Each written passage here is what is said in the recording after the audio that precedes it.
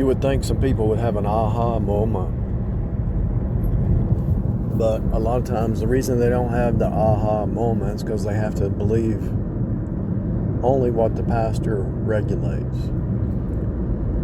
Only what their preacher regulates, their denomination. If you think outside your denomination, that's a no-no, right? If you read certain books, they don't even like you to read certain books or visit another church. It's sad.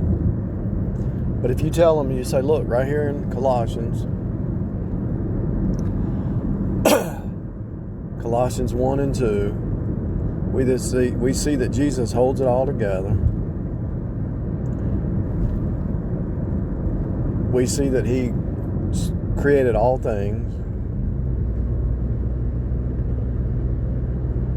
Everything's after a pattern.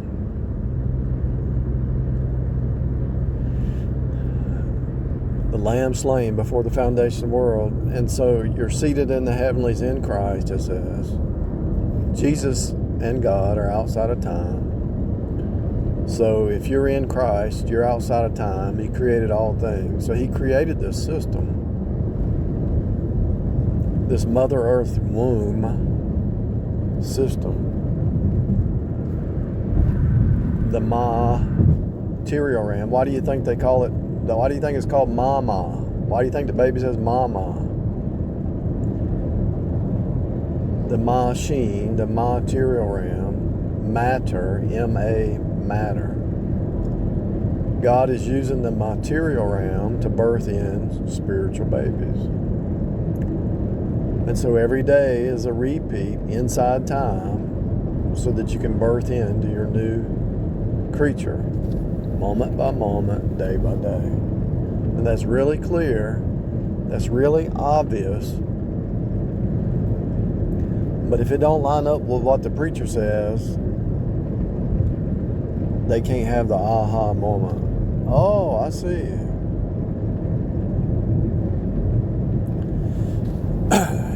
They might say, well, why don't my preacher see it? Because he's indoctrinated by his seminary, and if it doesn't line up with his seminary, he can't teach it. He's ordained by his seminary, by his other elders. They can't teach it, even if it's truth, because it's outside the approved script. Even though it's right here in front of you. You see it every day. You know every day. Does it feel like every day's a repeat? Yeah, it does. Well, that's because it is.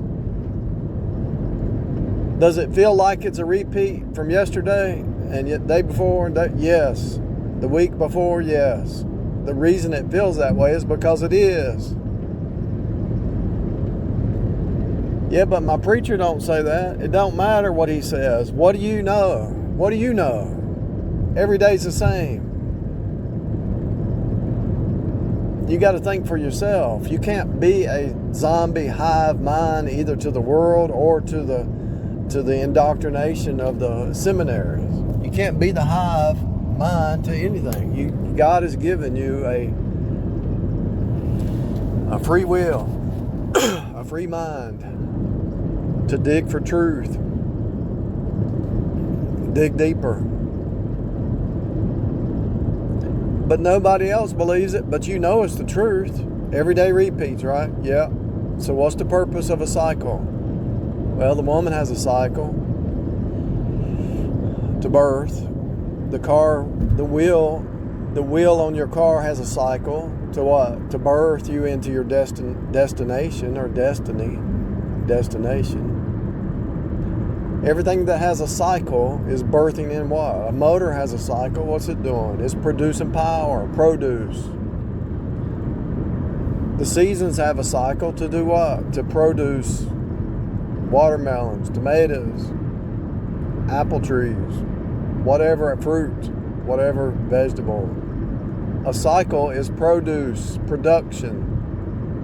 Every cycle has a production element to it. It's a fractal reality. Be fruitful and multiply. What is fruitful? Produce, production. Mold is multiply. multiplication, produce, reproduction, reproduce. The faster you reproduce, the more abundance. In other words, the more you reproduce, you're pressing it together. You're pushing the cycles closer and closer.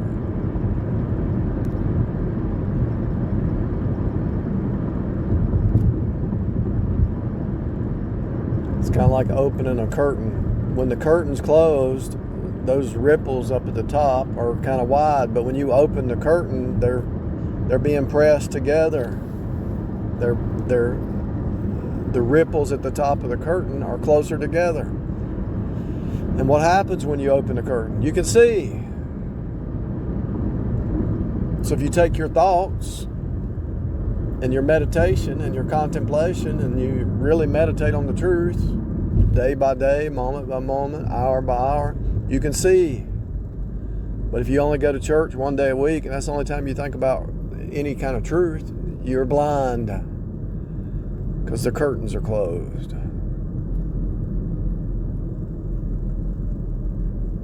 It's so obvious, as plain as the nose on your face, that you're letting some seminary preacher keep you from digging deeper past. See, they don't want you to see past them.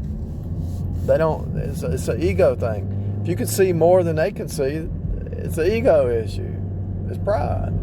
Instead of them saying, "Hey, wow, you got something there," they should sit at your feet because you're starting to see the deep spiritual mysteries. But they won't sit at your feet and learn from you. They might do it in private. They'll listen to you in private, and then they'll take what you say and claim it for themselves. You know, they won't say they learned it from somebody else. They'll say they learned it on their own. You know, it's the way it works. It always works that way.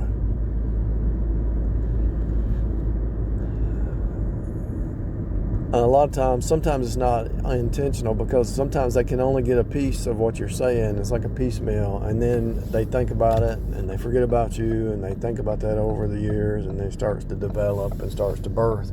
So even something you say to them 10 years ago, it stuck with them. And so they start to ruminate over it, which means to birth it out. So they ruminate over it and they birth it into their